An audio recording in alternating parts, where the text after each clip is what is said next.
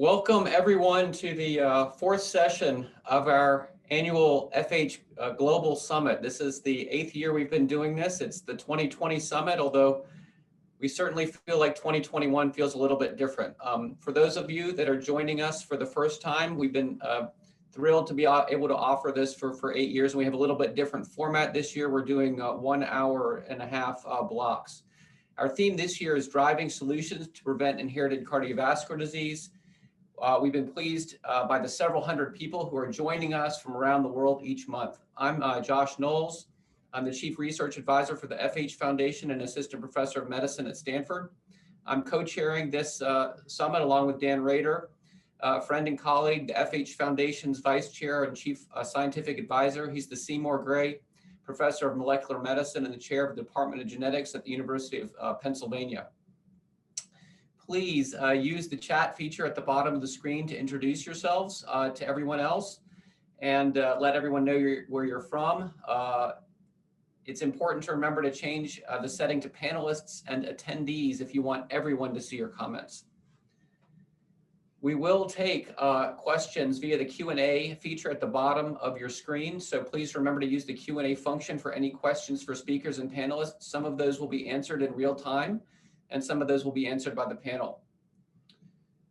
We would like to thank our FH Global Summit sponsors for their generous support, especially our foundation partner, Esperion.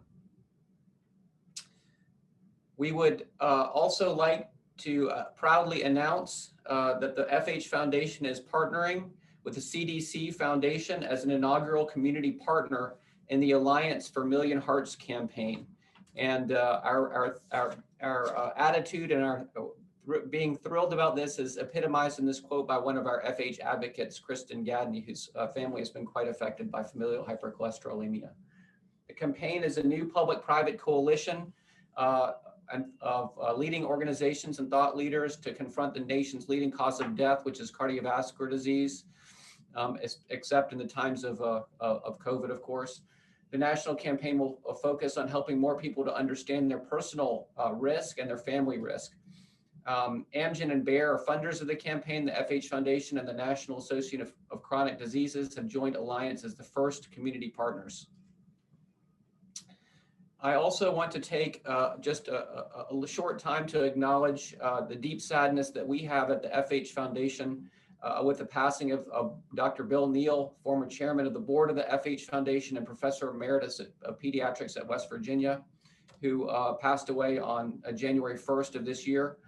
He was principally responsible for the development of the coronary artery risk detection in Appalachian Communities Project, cardiac project, which lasted close to 20 years and screened 100,000 fifth graders in West Virginia for FH and other cardiovascular disease risk factors. And I wonder whether some of this kind of effort planted the seeds for why West Virginia is now leading the country in vaccination rates. Nearly 700 children were identified with LDLs over 160, and many of those children were followed statewide by their system of cardiology clinics. And the American Academy of Pediatrics used these data to recommend universal cholesterol screening for children ages 9 to 11.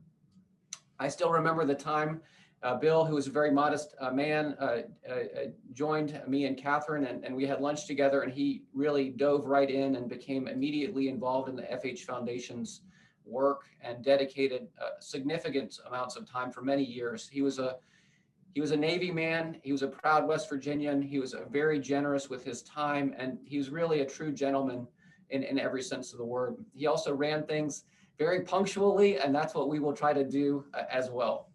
And now I want to introduce Mary McGowan, the FH Foundation's Chief Medical Officer, to give an update on the new data that we have emerging from the FH Foundation on lipoprotein A. So thank you, Mary. Thanks so much, Josh. Good morning, afternoon, or evening, depending on where you are.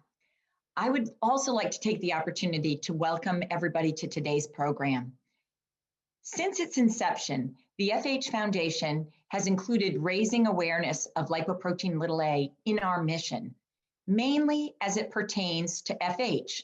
But in 2020, we made the decision that we would there was a broader need to address elevated Lpa in individuals who do not have FH.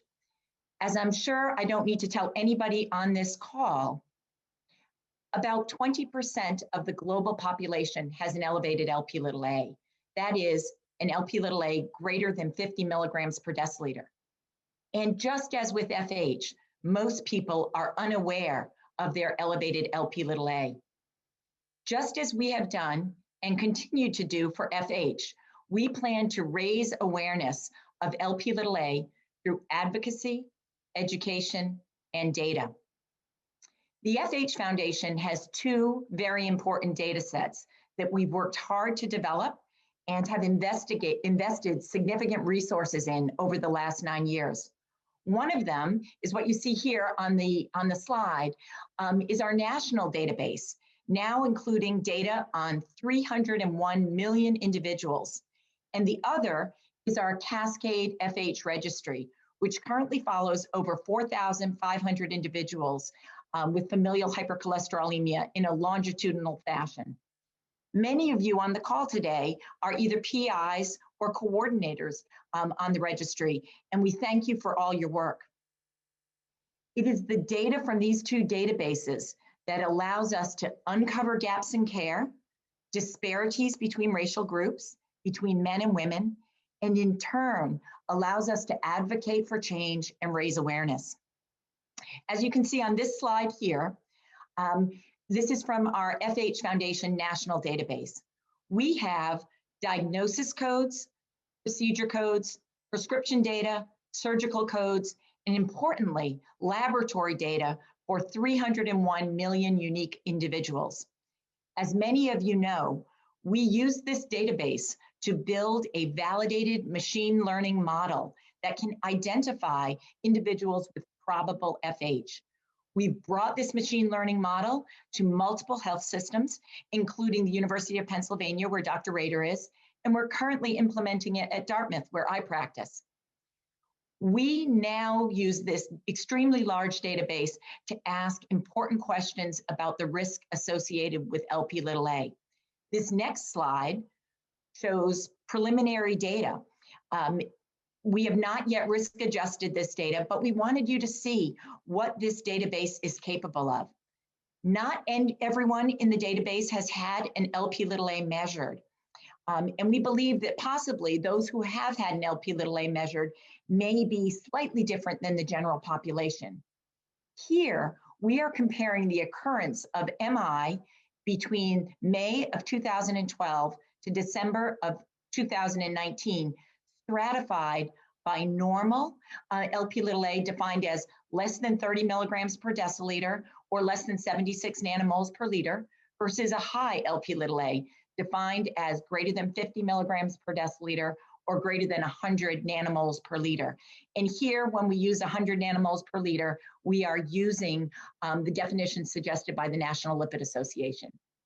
As you can see, even in individuals who have no history of atherosclerotic vascular disease or FH, a high Lp(a) increases the risk for a myocardial infarction, and it is highly statistically significant. When we look at individuals with probable FH, identified by our Find FH model, the numbers are small and not statistically significant. But when we look at individuals who already have ASCVD without FH, a very large population, here over 100,000, we see significant risk associated with a high Lp(a). And this is also true in the last cell of individuals with both FH and ASCVD. Next slide. In our registry, we've been collecting data on Lp(a) for the last couple of years. Of the 4,500 individuals that we are following, we have Lp(a) levels on nearly 2,000 people. We are beginning to dive into this data, and we'll be working with our Lipoprotein A Scientific Advisory Board to determine the right questions to ask of our data. Here you can see the percentage of individuals with heterozygous familial hypercholesterolemia in our database, in our registry, who have normal, above normal, and high lipoprotein A. And on the next slide, you can see, although the numbers are small, the same for those with homozygous familial hypercholesterolemia. The next slide. I urge you all to go on our new Lpa website. Please visit it and share the website with others. It's familylipoproteina.org. The more you share it, the more people will be aware of this risk factor. Next slide. At the FH Foundation, we listen to individuals with compassion. We look at large data sets and realize just how many individual stories there are. Each one of those myocardial infarctions that I showed you is a person, a mother, a father, a sister, a brother. And we need data to advocate, educate, and to drive policy. Before we hear from my friend, Dr. Sam Samikas, I'd like to introduce you to another friend, Cyd Isleib, who has both elevated Lpa and FH. Cyd is going to share with us a little bit about her family history of cardiovascular disease. So thanks so much for joining us, Cyd. And I'm wondering if we can begin by asking you to tell me a little bit about your family history of heart disease. Sure, yes, my pleasure, Dr. Marion. Thank you for inviting me to share my story today. Heart disease is on both sides of my family, but FH is prevalent on my dad's side. My dad passed away in 1984 at the age of 57, just as he was about to be placed on a transplant list. At that time, we lived in Connecticut, and the closest transplant hospital was in Washington, D.C., which made things even more complicated. My dad was the youngest of 6 kids, and none of his siblings, except one, made it to the age of 60 due to heart disease. And also, he was 6 years old when his father passed away, and 16 when his mother passed away, and that was both due to heart disease. My older brother passed away in 2007 at the age of 54 from a massive heart attack. He had severe heart disease, and both of his carotid arteries were blocked. In addition, I also lost a cousin to heart disease in August of 2004, and he was only 45 years old. My younger brother, who is now 58, had a stent placed in his artery 3 days before his 56th birthday. He is now on statins and blood pressure medicine, and my 3 older siblings appear not to have heart disease, though they have not been tested for Lpa yet. They will be at their next doctor's appointment with some encouragement. I started working for a national life insurance company in 1987. I was given a general physical exam, which included a cholesterol test. And this time is when I first discovered my own LDL was very elevated. The company doctor did not prescribe anything, as I was young, fit, and strong.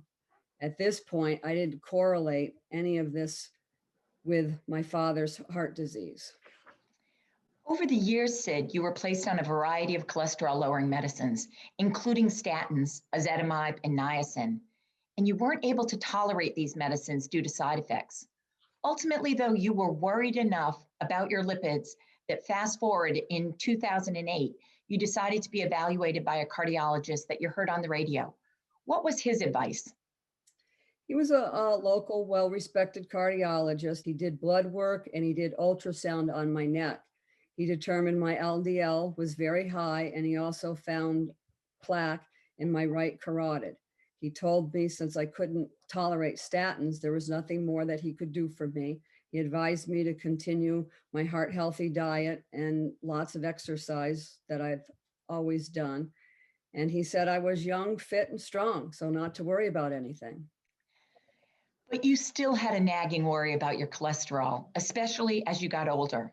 So fast forward 2016, you decided to see another cardiologist who actually this time was very concerned about your high cholesterol and the fact that you had plaque in your right carotid artery. This physician started you on evolocumab, a PCSK9 inhibitor. But when you didn't respond to that, when you did not lower your LDL, he suggested that you have a visit with me. Can you describe that nagging feeling you had about your cholesterol? Well, I had a lot of conflicting feelings. I was somewhat concerned in the back of my mind. But like my first cardiologist and other primary doctors had expressed, I led a very healthy lifestyle. Therefore, I was hoping the doctors were just being overly concerned. Yet another part of me thought the doctor's concern could be very well founded. So the bottom line is I took his advice and consulted with you, Dr. Mary, as my cardiologist had a great respect for your work and had the pleasure of hearing you speak at a conference. So that's when our relationship began.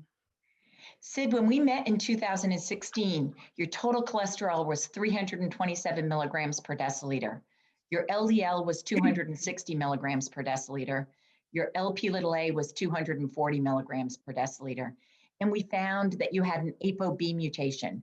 So you have both FH and a very high lipoprotein a. We tried alirocumab, another PCSK9 inhibitor, and unfortunately you didn't respond to that.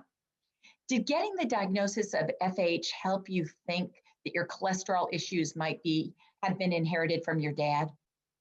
Oh, yes, for sure, Dr. Mary. Once you mentioned a gene defect, it was a big aha moment. And I immediately thought of my dad and all the family history of people passing away.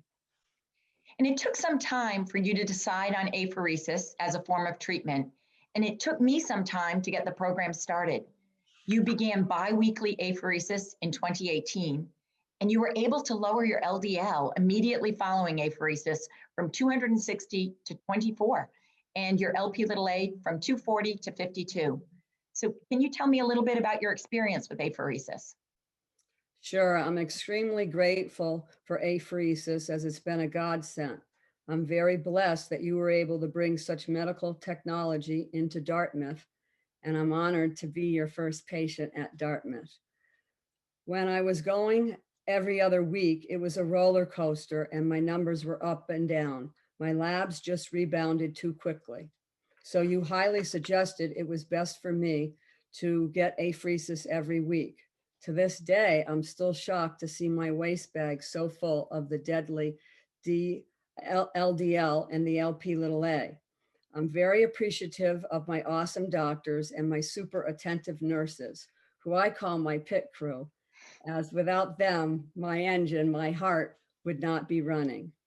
The procedure itself is time consuming, about 5 hours, and the drive over is 4 hours round trip. I need to take a couple of days off of work, kennel my dog, my partner has to take the day off, but the bottom line is it's keeping me alive. I'm still here. I'm alive and kicking, and my heart is still ticking. And things seem to be going well until one day in August of 2019, before starting apheresis, you told the apheresis team you were having chest pain. What happened then? Well, I was having what I consider just normal chest pain, which is what I've learned to live with, as they didn't seem to be doing any harm, in my opinion. It was just pain, and any sort of pain in the past never stopped me. One just carries on. But nevertheless, the apheresis team sent me up to cardiology. And to my surprise, my cardiologist insisted I immediately go to the cath lab. I protested. I did not want to go. And the next thing I knew, the following morning, bright and early, I was being wheeled off to have bypass surgery. I know it's hard to talk about. Initially after surgery, things went well. But then within 3 months, your chest pain returned and you were admitted with a heart attack. The catheterization revealed that your left main coronary artery had a new lesion. And after much discussion and some thought that maybe that new lesion was related to your Lp(a), it was decided to try to stent your left main. The stent was successful, but as you know, a small diagonal dissected, compromising blood flow to your mitral valve, causing severe mitral regurgitation, requiring 2 mitral clips. That's when, in addition to weekly apheresis, we managed to get a compassionate use medication for your LDL. Now your LDL ranges from 17 right after apheresis to just over 100 before apheresis. And your Lp(a) ranges from 29 to 158. You haven't been hospitalized in quite some time, and I'm really grateful for this, and I know you are too. But I think it's important to acknowledge how heart disease has impacted your daily life. If you feel comfortable sharing that, that'd be great, Cyd. Sure, Dr. Mary. Heart disease has affected my life on many levels, from loss of income to pecking away at my independence. Can't walk upstairs as I'd like to, household chores or yard work. We had a camp, a very rural camp, for 20 years, and we had to shut down the camp. There's a lot of things I can't do, which include hiking, kayaking, and all sorts of other activities. The list continuously grows. Sorry, as my circle of activities get smaller and smaller. But the bottom line is, I try to focus on the things that I can still do. And I count my blessings, which are my family, my friends, the awesome nurses, and the phenomenal team of doctors I have. And as you know, Dr. Mary, you're at the top of that list. And by the way, no one paid me to say that. Oh, Cyd, I can't thank you enough. This, I know, is a really hard thing to do. And it was really, really moving. Thanks so much. Thank you very much, Dr. Mary. You know, that was a really, as expected at the AFH Foundation, that was a really emotional and moving story. And thank you, Cyd, so much for sharing that and telling us what you've been going through. I'm sure that experience has been mirrored by many of the individuals that have joined us from around the world and certainly care for patients like that. It's now my great pleasure to introduce Sam Samikas. We're thrilled to really have him here today. It's hard to believe that there's anybody in the history of the world that's done more to advance potential therapies and diagnostic tools for high Lpa individuals. He's a professor of medicine and the director of vascular medicine at the University of California in San Diego. His CV is about 40 pages, and I don't want to take more time to introduce it. I think we're going to see how great he is just from the talk that he's about to give us. So please take it away, Sam. Great. Well, thank you very much, Josh. And Mary, as she intimated, Mary and I were medical school classmates, so I'm very happy to be invited to this really fantastic meeting. And I really want to congratulate Cyd for her moving story. Cyd and every other patient listening here, you should know that many of us have dedicated our careers to helping patients like yourselves. And we're very close to be able to get everybody's LDL to 50, LPA to 50, triglycerides to 50. And that's, I think, when we can finally feel that we can really make a giant impact on cardiovascular disease. So with that, let me put up my slides. And so I'm going to discuss Lp(a) and kind of take you through some background, the scientific database for why it's important. Now, you already really heard a great story on that, and take you through some of the nuances related to that in FH. And then at the end, I'll show you some data on where the field is going in terms of medical therapies. So I do have some disclosures, in particular some startups that I've founded that relate to various aspects of atherosclerosis. And also the major one here is that I have a dual appointment at UC's in Ionis. And I think all of you know that Ionis has led the field in getting a therapy for Lpa to patients. So just in terms of background, Dr. Carey Berg discovered Lpa in 1963. It's a very interesting story. I don't have time to go over that, but what's fascinating about Lpa is that it's actually derived from the plasminogen gene. So ApoA, which is the pathognomonic factor of Lpa, is actually derived from plasminogen. So it imparts some unique properties to the Lpa lipoprotein that it's not present in others. And that has to do with its potential for mediating clot propagation. But if you notice here through evolution, Kringle 4 and 5 of plasminogen have duplicated themselves in multiple copies. So when you ask what is Lpa, it's an LDL-like particle, but it has a ApoA component. Notice the ApoA is not a lipoprotein. There's no lipid on it, like you see here on the ApoB component of LDL. But what's unique is it has these 10 subtypes of Kringle 4, of which Kringle 4.2 can be present from 1 to over 40 copies. And so inherit one from your mother, one from your father. So patients can have a whole variety of these different sized Lp particles. And so it makes it a very heterogeneous protein for lipoprotein from that perspective. It's associated with cardiovascular disease, all of the phenotypes, including aortic stenosis, but we don't know what the physiological function is. There really isn't one that's apparent in the modern day world. Perhaps there was some vestigial reason why it evolved in so many people, but there really doesn't look like there's anything good to it as best as we can tell. And so when you look at the particle otherwise, it has oxidized phospholipids, both covalently bound to the ApoA and in the lipid phase, and these impart pro-inflammatory properties.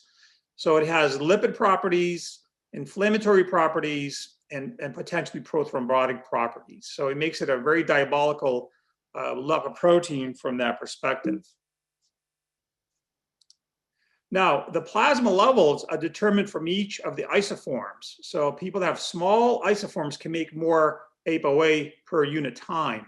So when you get your level, like it was mentioned earlier, 240, in this case 70, one of your alleles makes, in this case, 60, the other one makes 10, the plasma level comes out as 70 when it's measured by the laboratory. There are both ethnic and racial differences in both the isoform size and the Lpa levels. So this is from the Dallas Heart Study. Notice in blacks, you have this Gaussian distribution of the number of Kringles, whereas in whites and Hispanics, it's more bimodal. And so when you look at this now at the plasma level, notice that black patients, females and males, tend to have the highest levels. Whites are here, in this case, are in the middle, and Hispanics are lower. If you were to add Southern Asians like Indians, they would be somewhere in here between whites and blacks. And if you added East Asians, Japanese and Chinese, they would be even lower. So there's this gradient of Lpa levels across the globe that probably has to do with how the gene evolved and traveled out of Africa. Now, this is underappreciated, maybe not so much now, but it was recently. First of all, if you look at the distribution of Lpa, it's not like a little bell-shaped curve. It's really, most people have low levels.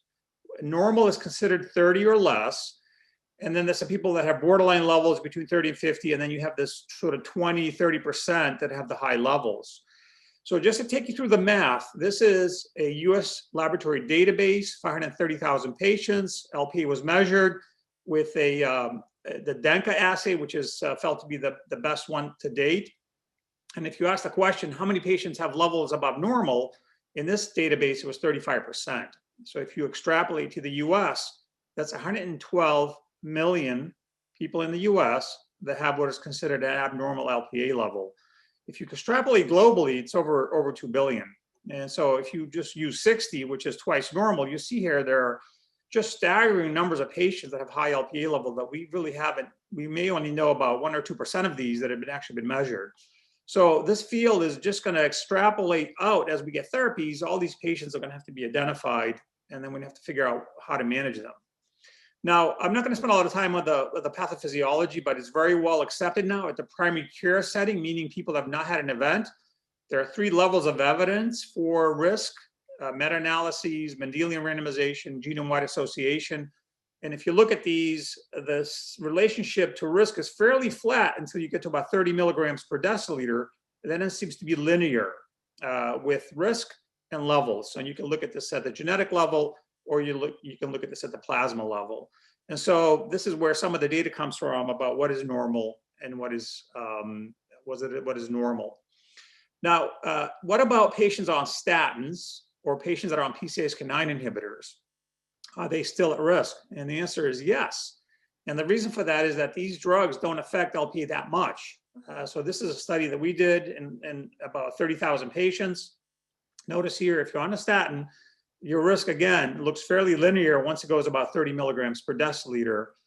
And if you look at Odyssey Outcomes, which is a PCSK9 inhibitor, this is actually all patients. But if you look at quartiles, notice here the 4th quartile is over 60. That says that 25% of patients in this post-ACS population had elevated levels above 60. And notice again, in terms of just the overall MACE, there's a graded relationship. So the people that get a PCSK9 inhibitor, the ones that have the highest residual risk are the ones that have the highest Lpa levels. Now, I mentioned this earlier, there are three probably tenets of Lpa in terms of atherogeneity. I'm not going to spend a lot of time on this, but you kind of already heard it, the pro-inflammatory effects, the lipid effects, and the prothrombotic effects. I think if you think of this, suppose you had one LDL particle and you had one Lpa particle, and you ask the question, what is worse? It has to be Lpa because it has an LDL particle already, plus it now has the OXPL and the ApoA. Now, most people have a lot more LDL than Lpa. So LDL is a much more potent risk factor in a lot of people, except in those people who have exceedingly high Lpa levels and their LDL is controlled, their risk is now driven by this particular particle. Now, we have an assay to measure oxidized phospholipids. You can see here, if you compare the highest hazard ratio, the highest quartile versus the lowest, in terms of hazard ratio, odds ratio, you see fairly robust odds ratios for having an event if you're in the highest level of OXPL. And because Lpa is a carrier of oxidized phospholipids, a lot of the risk of Lpa is driven through its content of oxidized phospholipids, both in people without prior CVD and with prior CVD. And Boston Heart Diagnostics now offers this test for clinical use. If any of you are interested, you can look this up. And this is, we're very proud of this because this is the first thing that we've translated out of our laboratory to help with diagnosis above and beyond the usual risk factors. Now, guidelines have finally caught up with Lp(a) to some extent, to a large extent. There are 6 guidelines now. I'm not going to dwell on these, but bottom line is that most of them suggest that you measure an Lpa if you're an intermediate or high-risk patient. The exception is the 2019 European Society of Cardiology, European Atherosclerosis Society. And what they suggest is this, that Lpa measurement should consider at least once in each adult person's lifetime to identify those with high inherited Lpa levels. So they define that as greater than 180, who have a lifetime risk equivalent to those with heterozygous FH. So that was their rationale. But the bottom line is that they suggest that every single person have an Lpa level. And I think this will be cost effective. Lpa is not very expensive now. It's less than $50 in most cases. And for 75% of the people, you only have to do it once. Because if it's low, you can pretty much forget about it. And so we have to then worry about the 25% that have elevated levels. There's also an ICD-10 code now. And I have to give Sandra Tremulis from the Lpa Foundation to really have championed this. And now you can actually diagnose your patient with elevated Lp(a) in the chart. Before that, you could only say they had some generic hypercholesterolemia diagnosis. This is going to help tremendously with both diagnosing the patients appropriately, chart reviews, and clinical research, as well as reimbursement. Now, regarding FH, what's interesting is that patients with FH tend to have higher Lpa levels than patients that don't have FH for the same underlying Lpa genetics. We don't understand this very well. Dan Rader did a lot of turnover studies way back in the 90s to understand this. Let me just show you the numbers here. This is actually from 4 studies from the Kynamro studies from Ionis. This is homozygous FH, heterozygous FH, hypercholesterolemia at high risk for CAD, and severe hypercholesterolemia. So 4 different groups of patients. Notice here the mean or median level of Lpa in homozygous FH is about 65. So it's about twice normal, okay? In heterozygous FH, it's very similar. The median is a little bit lower. And then it's lower as you kind of have less so-called risk. 53 for severe, for people that have CAD. And so remember, these are all FH patients, right? So they have higher than the general population, but there seems to be this gradient of risk, of Lpa levels, I should say, in FH. And we don't know if that's involving the LDL receptor, probably is to some extent. But what you can think of this is that about half of the patients with FH will have elevated levels of Lpa. So it really should be part of that FH diagnosis from that perspective. Now, the other part of this that's become clear is for the same FH genetics and for the same LDL, if a patient has additionally elevated Lp(a), you notice here the CVD cumulative hazard ratio increases with the Lpa level, and then the prognosis is worse, both males and females. So that if you're an FH patient, unfortunately, if you have high Lpa, you're going to be at higher risk than the typical FH patient. So that tells us that we really have to address this along with lowering the LDL as we go forward in the next few years. Now, the other interesting part of this that's probably not done as well for Lpa, but I think it is for more so for FH, is that you can find patients with elevated levels if you just do cascade screening, both for FH, of course, but for Lpa. So this is a study from Katrina Ellis and Gerald Watts, and they asked the question, how many cases of elevated Lpa can you find if you systematically screen patients with FH plus that already have an Lpa over 50? Notice here, you only have to screen 2.4 patients to find one that has an elevated Lpa level.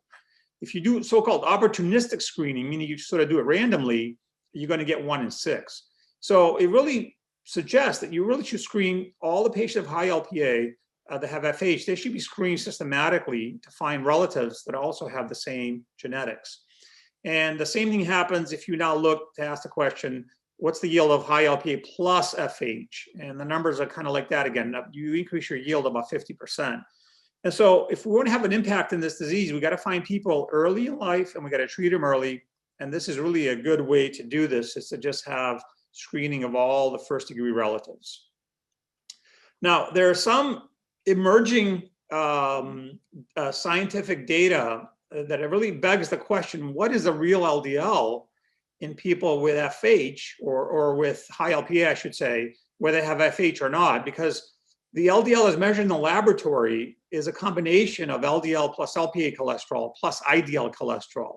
I'm going to ignore IDL cholesterol for now, but we are kind of been fooled for over 50 years in what we'll call LDL. It's not really LDL. And this has implications now for people that either get very low LDL levels from PCSK9 inhibition or have high Lpa, where the cholesterol is carried on Lpa. And let me just briefly mention that the reason why this is a problem is most times the LDL is actually quantitated using the Friedwald equation or Martin Hopkins. So it's not even a real measurement. If it's measured for real with ultracentrifugation or direct LDL, these methods cannot separate LDL from Lpa particles. So they lump them together anyways. So all these 4 methods that are called LDL include the Lpa cholesterol in them and the IDL cholesterol. And so here's an example of the implication of that, okay? And I can use Cyd as an example here when we get to this point, but we're gonna ignore IDL for a second now. Let's just make the assumption is 0. Let's say you do a lipid panel on a patient who has a total cholesterol of 150, the HDL is 50, the VLDL is 30, and the LDL comes back at 70, and that patient is an Lpa of 0. Okay, so these are going to be accurate. Now, let's give 5 other patients that have increasing Lpa levels. And so let's take this example here. This patient has total cholesterol 150, the LDL is 70 by the lab, but the Lpa is 15. Let's make the assumption 30% of this mass is cholesterol. Now that number is not the same for every patient. We're finding it's more like 20%, but let's just, for the sake of example here, call it 30 because that's what's in the literature. If you now do the math, you're going to get 5 milligrams per deciliter of this 15 is Lpa cholesterol, and the LDL is going to be 65. Okay, this is not a big deal clinically. But let's take a patient with an Lpa of 90. If their Lpa cholesterol is 30, their real LDL is 40. And so if you want to be more aggressive with this patient, what do? Do you give them more statin? Do you give them PCSK9 when the LDL is already really 40? Or do you address the Lpa if you can? And so Cyd may be in this situation. I'm not saying she is, but because she also has FH, but if she didn't have FH and didn't have a high LDL, if the LDL was 70, a patient with an extreme Lpa could carry most, if not all of the cholesterol in Lpa. So the LDL here could theoretically be 0, but it's coming back at 70. So the point I want to make here is we need to understand this very well as we go forward, as we can get the LDL very low, and as we have people now that we're identifying with high Lpa, we may need to really understand this clinically because it has implications on what we're going to do. And we've developed a quantitative method to calculate Lpa cholesterol that's better than's been out there before, and we hope that will help the field and how actually the lipid panel will be expressed like this. So we'd have an Lpa cholesterol in here, and then get a real LDL or a more accurate LDL. This has clinical implication also for prognosis. We just published a paper on this. I don't have time to go over that, but I think you can get the point here that we really need better ways to understand what the real LDL is. Now, what about assays? Very briefly, the gold standard should be Lpa molar concentration, and that should be in particle number of ApoA, and the normal is under 75 nanomoles. This is where the field is going. The US is about half and half right now with mass. Mass has to disappear. It has too many problems. It includes all of these other things in it that we don't really want it to confound our understanding. So when you get a level of 30, it has all of these masses of what you see here. Lpa cholesterol, for the example I showed, is an important part to understand the LDL, but Lpa cholesterol itself is not validated yet for clinical use to understand Lpa biology. Now, if you were to convert these units, you really can't do it because one has just ApoA and the other one has all these things in it. So it's not like converting cholesterol from milligrams to millimoles. Nonetheless, a ballpark, 2.4, 2.5 is what you can use. Realize that this number could be very different depending on what your baseline Lpa is. And so hopefully this field will move ahead and we'll eventually only have nanomole per liter assays, and we'll kind of put this in the historical waste bin. Now, what about therapeutic agents? So here's the distribution of Lpa. Let's take a hypothetical patient with an Lpa 150. If you give them a statin, on average, and we published on this, and I'll show you a little bit of the data, they tend to have a slight increase in the Lpa. Despite that, the patient still benefits. So we would never stop a statin because of the Lpa drifting up a little bit. But nonetheless, it tells you that that patient may not benefit as much from your statin as they might otherwise. Niacin, PCSK9 antibodies, or now inclisiran, CETP inhibitors, mipomersin can lower Lpa 20, 30%, even 15%. And I'll show you in a little bit in the high Lpa patients.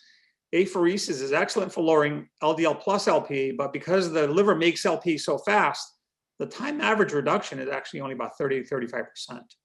And so what you really need is a way to specifically lower ApoA and stop the liver from making it. And this is where I'm going to spend a little of my time at the end to show you that you can get people from the red to the green with a novel way of treating diseases where the liver makes too much of something that you can knock down.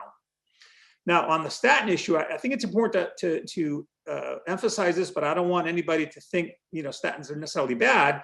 But for Lpa patients, this is the reality, is that this is from 1989.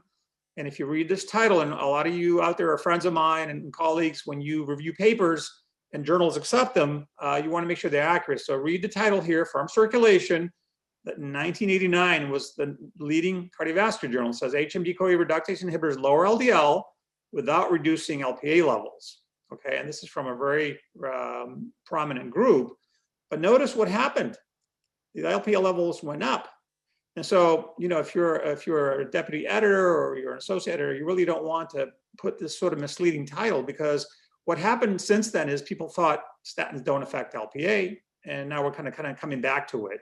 So we just published this meta-analysis where we had pre and post Lpa levels in 5,200 patients, different statins. We even had a group with FH, but it was in children. Notice here the red is what happens as the mean percent change in the Lpa level. And so you see all the reds are kind of trending up. This study with pitavastatin was very small, very large confidence intervals. So I think what you can see here is you're going to get somewhere around a 10 to 20, 30% increase. And those of you that check Lpa frequently, you'll notice this in your patients. When you first put a patient on a statin, check their Lpa baseline and check it again in 6 weeks, and you'll see. Now, unfortunately for Lpa, elevated Lpa patients, PCSK9 inhibitors don't lower Lpa as much as you'd like. On average, it's 20, 30%, but this is a study dedicated in high Lpa patients. Notice a massive reduction in LDL, but only a 14% reduction in Lpa. And that unfortunately did not lead to a benefit in the carotid IMT uptake of FDG PET and the aorta. So when you look at these patients, they have a massive reduction in LDL, 61%, only a 14% reduction in Lpa. Recall now that the Lpa is highly elevated, so you're looking at a unique patient population, and both the placebo group and the evolocumab group trended down, but there was no statistical difference. So it really starts to, again, tell you this is a unique risk factor that needs to be addressed much more potently than a 14% reduction. So when you look at what we have available, diet, for the most part, doesn't affect Lpa levels. There's some suggestions that actually low-fat diet can raise them.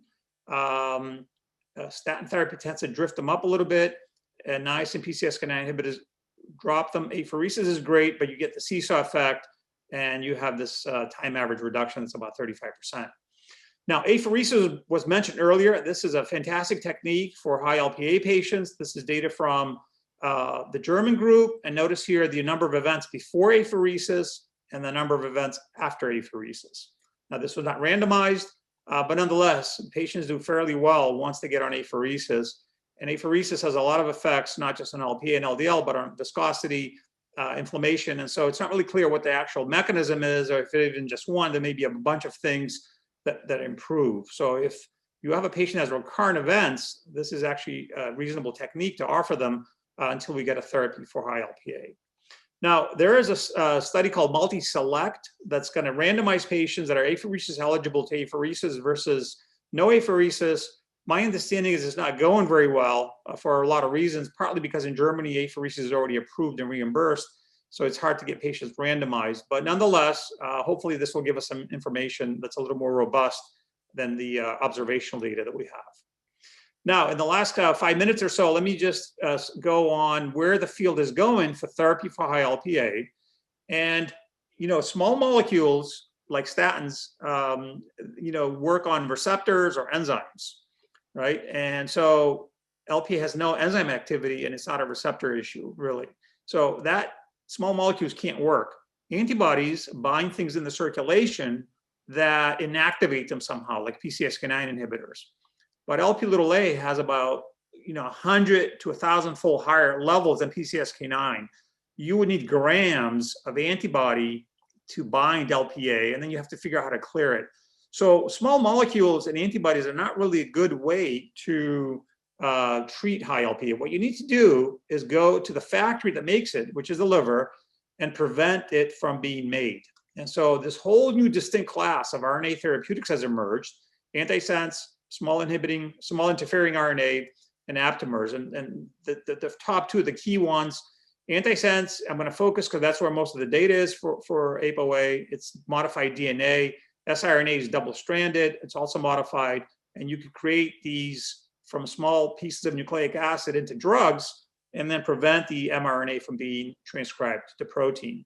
And so the way these work is they're injected subcutaneously. They piggyback on proteins. They go to the liver. They eventually make it into the nucleus. And here's your DNA. It's making ApoA. Here's the mRNA ApoA. And now this is going to make protein. And then eventually it's going to get assembled to an Lp particle when it meets up with an LDL-like particle. So the drug now will complex on to your mRNA of ApoA, and you have this double-stranded duplex here. This is seen as abnormal by the cell. Every cell has an enzyme called ribonuclease H1, and it chops up this guy, the sense strand.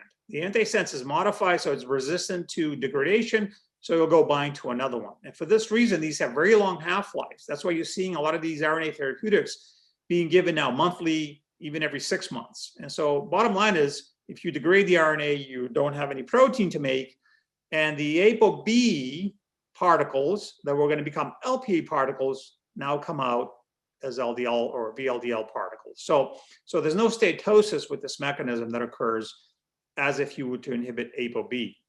And so from the perspective of the liver will continue to make its particles, but it won't make any ApoA.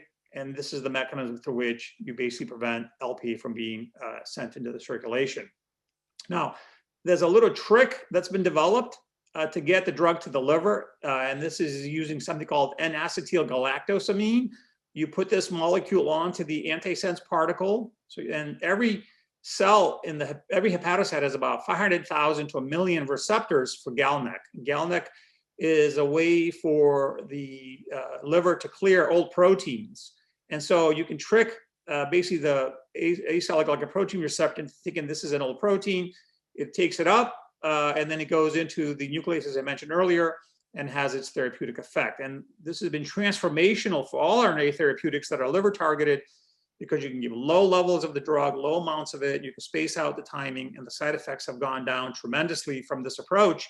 And of course, the potency is what's the key here also, right? Because now, for example, the parent molecule here, this LPA-SO, without the GalNAc would require 122 milligrams to reduce the Lpa level 50%. Now you only need 4 milligrams. So you get a 30-fold more potency. So this has really been transformational.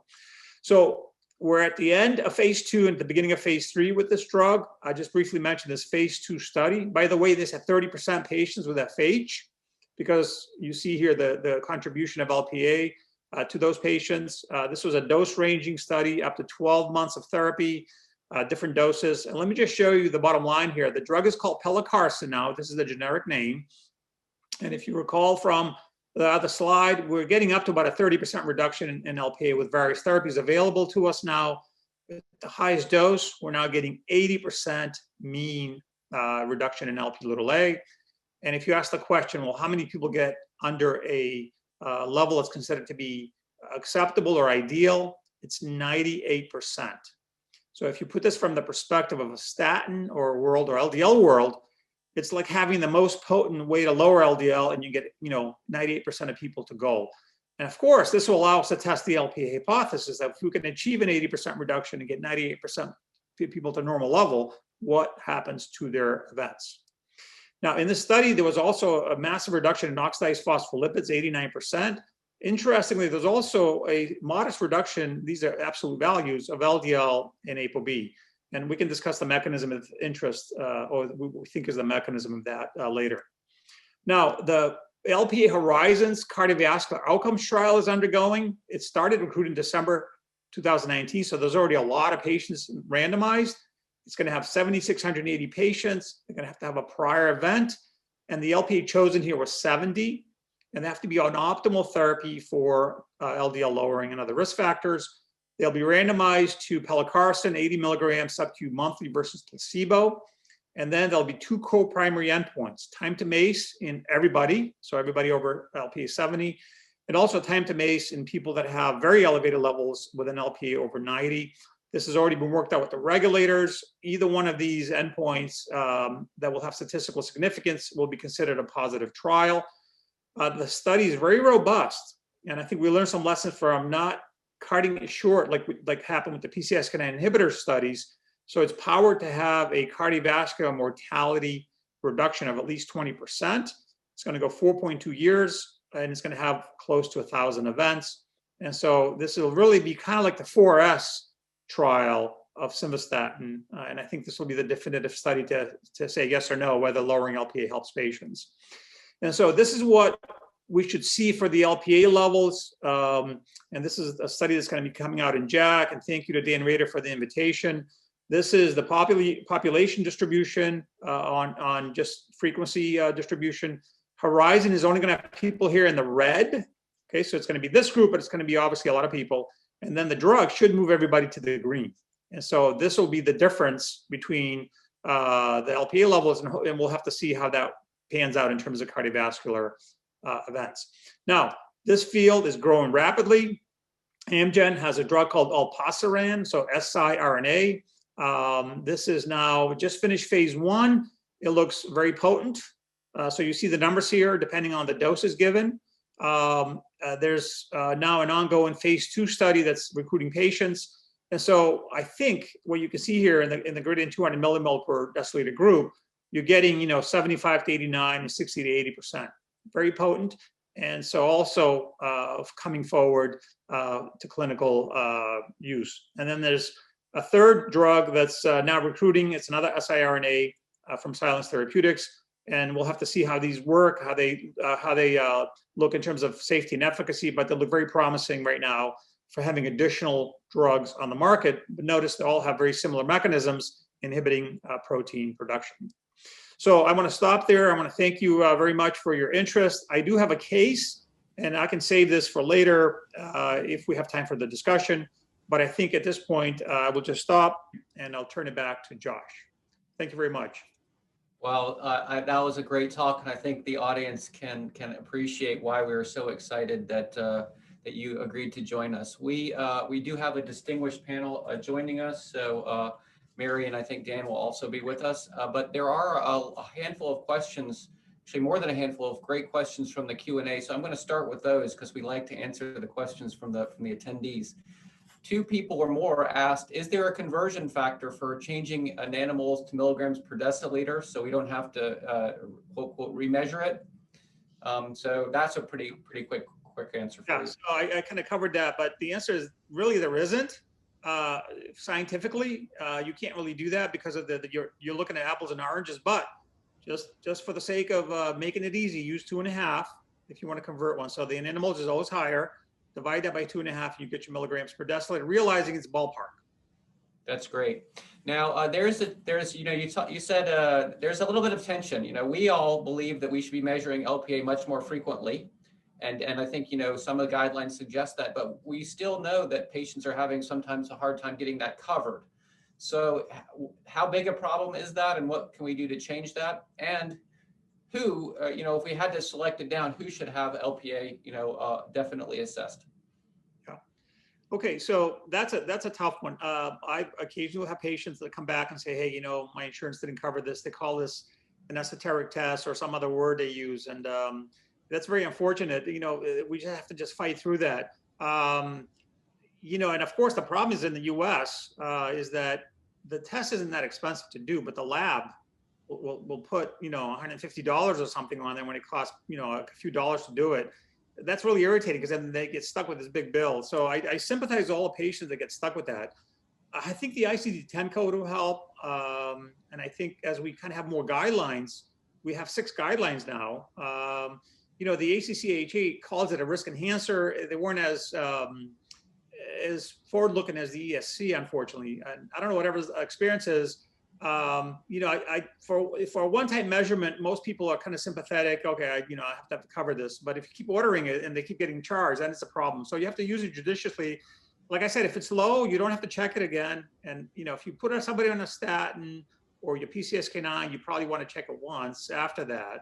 But it is a problem. I'm happy to hear others' experience with it. I don't know how to get around it right now, except, you know, you have to just kind of do it on an individual basis.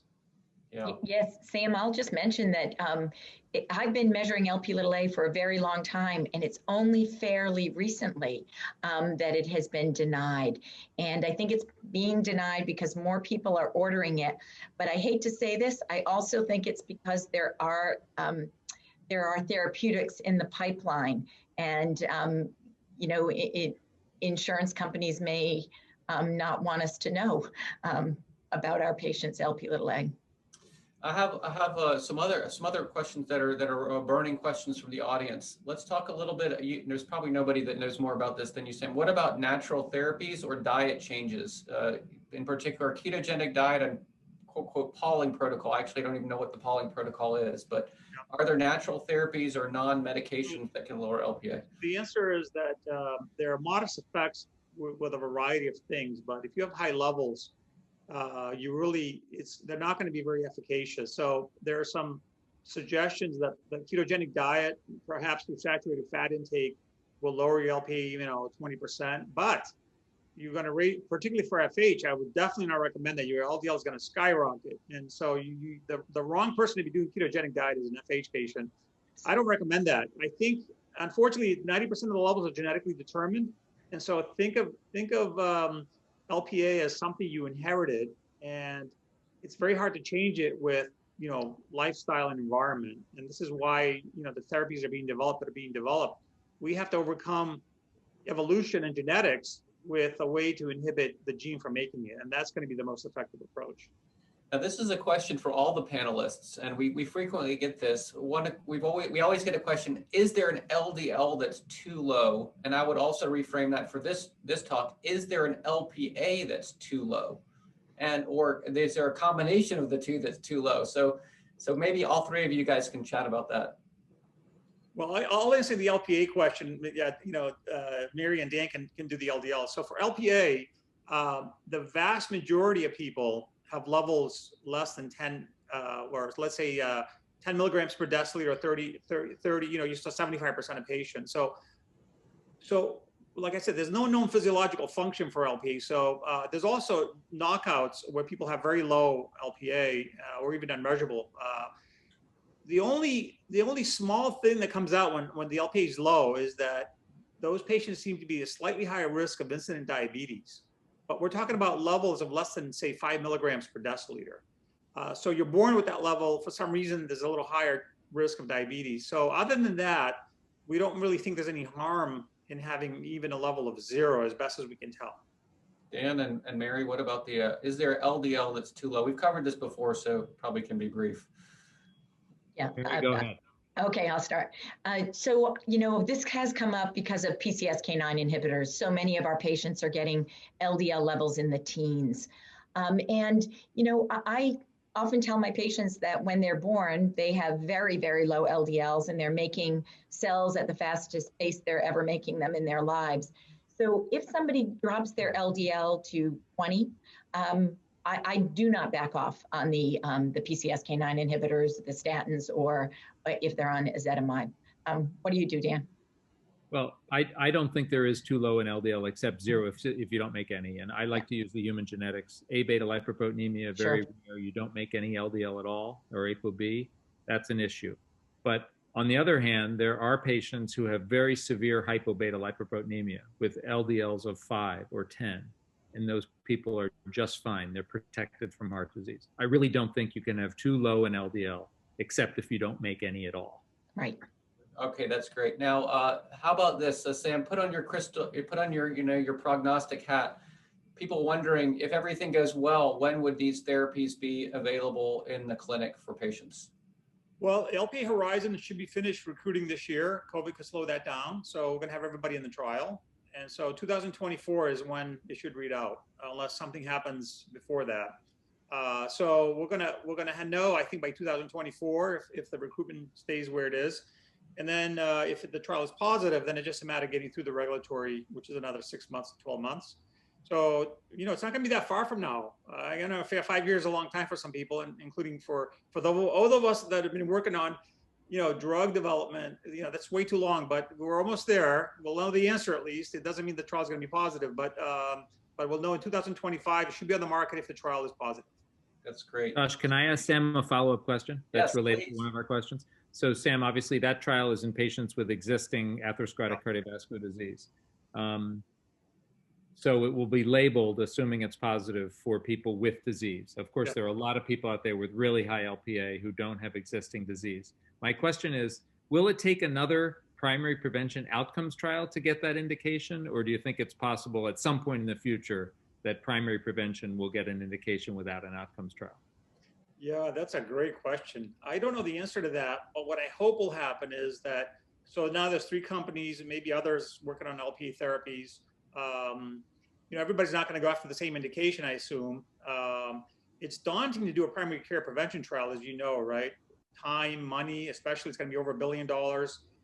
So somebody has to be making money on something else to take that investment. So what I'm hoping is that, if Horizon is positive, people see this to then expand. Probably will need another trial, most likely, but I can tell you for every 1 patient that's eligible to go into the trial, I have 10 that want the drug. And so we're going to be stuck with all these patients that are going to be fighting insurance companies to get on it, and I don't blame them. The data is overwhelming for risk. Do we really should spend another 7 years after that trial is over to get the evidence? I suspect there's going to be a lot of off-label use, is my prediction, and I don't know how much of that, but that's probably what's going to happen. How about, in the spirit of Bill Neal, cascade screening was done for LDL. When we find FH in a family or a parent, we screen their children. What about Lpa? What are you recommending for children screening? We have no therapies for it. Seems like the evidence might be less. What I do in my clinic is I tell whoever the patient is to get their children screened. And even though there's no therapy, you can always do hygienic measures otherwise, right? So if somebody knows they have a high Lpa, hopefully they'll be less likely to accumulate other risk factors, right? So you kind of work on the prevention of other things until we have a therapy. I've had difficulty though, some of them getting, a check because, their insurance company, so for example, if they're a Kaiser, they don't check it. So, then they ask me, how can I get them checked? And so we almost need a direct-to-consumer approach here for some of these patients that's very cheap.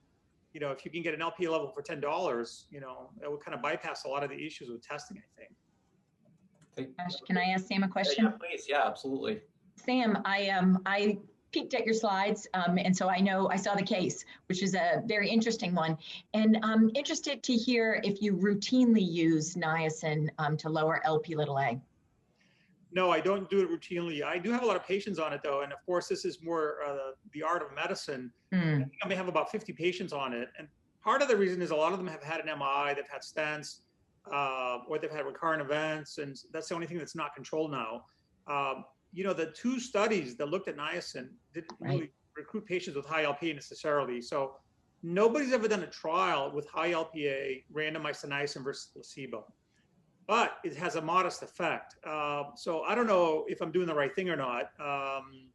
You know, obviously I treat the LDL as much as I can first and get that way down as much as I can get it down. And if the Lpa is an issue, sometimes I'll use niacin. So, you know, ultimately that's going to go away also in the medical waste bin, right? Because after this Horizons trial is over, there'll be no reason to use niacin for anything except for an occasional FH patient when, you know, they still benefit from it. But it's gonna be another one of those curiosities, you know, of medical history, hopefully in a few years. And Sam, I just want to say I was really pleased that you focused on making sure that statins are, even though they may raise Lp(a) a little bit, you focused on the fact that statins are necessary and that we should be using them first off. So thanks for that. Absolutely, that's amazing. One very important question we get is, you know, estrogen levels do affect Lpa. What do we do for postmenopausal women that have symptoms that want to take estrogen replacement therapy? Yeah, no, that's a very good question. Yeah, so the Lpa gene is very sensitive to hormones, suppressing actually testosterone and estrogen suppress. Growth hormone actually increases levels. So there's a lot of implications there with, like, you know, athletes, et cetera. But anyways, women will have an increase of about 20% of Lpa postmenopausal. And you can think of it the other way, that maybe it just goes back to the baseline, right? You know, if they have high Lpa, it's a prothrombotic risk factor. And so I'm very leery to prescribe estrogen to lower the 20% Lpa. I tend not to do it, frankly, because the last thing I want to do is get a pulmonary embolus. You know, if they need it because of symptoms, you know, you can make a case by case, but in general, I would discourage high Lpa patients from taking anything that could cause a prothrombotic event. We have a great question from Derek Rawl, all the way from South Africa. A bit of a speculative question. He says Africans, Black Africans have a mean Lpa level approximately twice as high as Caucasians. Could there have been a benefit in the past that may have been an advantage in the distant past, but is no longer an advantage now? Yeah, that's a great question. Hi, Derek. Well, you know, this is the unanswered question is what physiological function does Lpa have? What's fascinating about people from Africa and Lpa is they don't actually have the small isoforms necessarily. You saw that they have this more Gaussian distribution. So despite that, their Lpa is elevated. So there's additional genetic components that we haven't fully understood. The theories about Lpa are that it helps with wound healing because it has a lysine binding pocket that binds to, you know, injured endothelium, and that could also be the reason why it causes thromboses. There's some suggestions that maybe prevents hemorrhage in childbirth. So anything that will kill you as a baby, you know, you can think of a scenario where Lpa could potentially help. So if the mother dies, if you get, you know, malaria, you know, if you get injured, but we don't really know if all these are really based on, they're really more speculations at this point. And, but the fact that that is, you know, a lot of things in Africa that come out like that, you know, beta thalassemia, sickle cell anemia, you know, ApoL1, you know, they all seem to have some evolutionary benefit, but then a downside to other areas. So maybe this is one of them. Maybe there's a Nobel Prize for somebody that finds what the physiological function of Lpa is. If it has some effect on some rare parasite that's, you know, not present now, I don't know. It'd be interesting how this will evolve going forward. How about, there's always, it's COVID, times of COVID. What do you think is having a high lipoprotein a risk factor for COVID or severity of COVID? Do we have any data on that? Maybe it's protective. Well, we published a review on this. The Lpa gene has an IL-6 response element. So if you get cytokine storm, the implication would be the Lpa levels go up, and that can cause, you know, DVT, pulmonary embolus. I'm working with Eric Stroh's and a group in Europe, and I can tell you that the levels, the preliminary data suggests the levels go up and they're linked to outcomes. So we'll be working on publishing that. Now, I don't know what you're going to do about it because it looks like it's more the acute phase, and a lot of people have low levels, but they go up, but it does seem to be linked to some of the thrombotic events that are happening.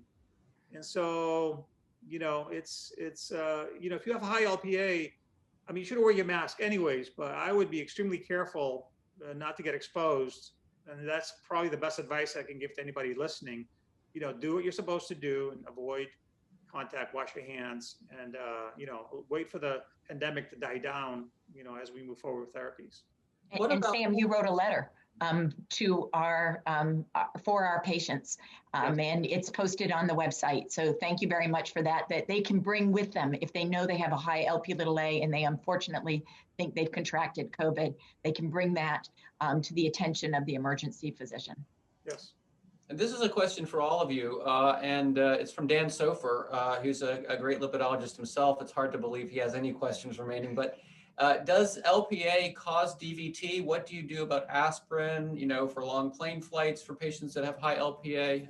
When do you prescribe aspirin for CAC scores? If for Lpa, maybe delve into that a little bit. Yeah, those are great questions. The early data epidemiologically suggests that the Lpa was involved with DVT, but the more recent genetic data, particularly when you compare with like factor V Leiden deficiency, and doesn't look like it. But at the same time, we know it's highly associated with myocardial infarction, which is both athero and thrombosis. So in the venous system, there are some papers suggesting you need very high Lpa levels for it to be associated with risk. So I think in general, it's not associated with DVT, but if you have extremely high levels, it could be. And so I would be careful, but I don't think the evidence is really there to have prophylaxis for DVT in high Lpa patients in general. The aspirin question is a great one. I get this all the time. And we have data from the Women's Health Study that in a sub-hoc analysis suggested the only group that benefits from primary prevention with aspirin is the women with high Lpa. And I can tell you this right now, I'm now working with the Esprit and one of the other trials to measure Lpa and see if, and remember all the 3 recent aspirin trials were all negative for primary prevention of events. In fact, there was more bleeding. And so that really negated any little benefit there was, but maybe the Lpa patients are higher risk. So we're going to be looking at that. I have commitments from 2 of the big 3 trials to get the blood samples, and I'm now looking for funding. And so we'll have the answer soon. I think probably next year, whether, the Lpa patients were benefited or not. That's great. So we've reached near the end of our time, but there's one last question that segues into the final announcement I'm going to make, and that is next week, our session, or not next week, next month, we'll have another session. We hope you join us on emerging therapies and from Kieran Musunura and Amit Kara on risk stratification. And along those lines, is there any hope for CRISPR-mediated therapies for Lpa? Yeah, so I'm sure Dan has an opinion on this, and Mary. I think, of course, the answer is that we should never rule out any kind of potential therapy, particularly if it looks like it could be curative. The issue with Lp, of course, is that there are so many patients. There'll be such scrutiny to make sure that it's safe, right? You don't want to have something that could cause cancer in 5 years in a patient that may not have an event. So it should be evaluated, but we need the safety for 1 billion people, right? So we can't treat 1 billion people with CRISPR. Even if we just take the post-MI patients, still a lot. So I hope the research in the area continues, and if it's safe, and why not down the road? Why not use it? But I think for now we will have to be more realistic. We have drugs that look to be very safe. They lower the Lp where you need it to be, and you need to modify your genome to get the same benefit. Is going to be the question. I would say attend next month's summit, and you'll hear from Dr. Musunura a point of view on that. So stay tuned. Well, thank you so much. Is there another slide? Yes, great. There's another slide detailing what's happening next month. And this was a fantastic, I think we had close to 300 people here today. So thank you, Sam. And next month will be another intriguing, exciting seminar series. So please join us.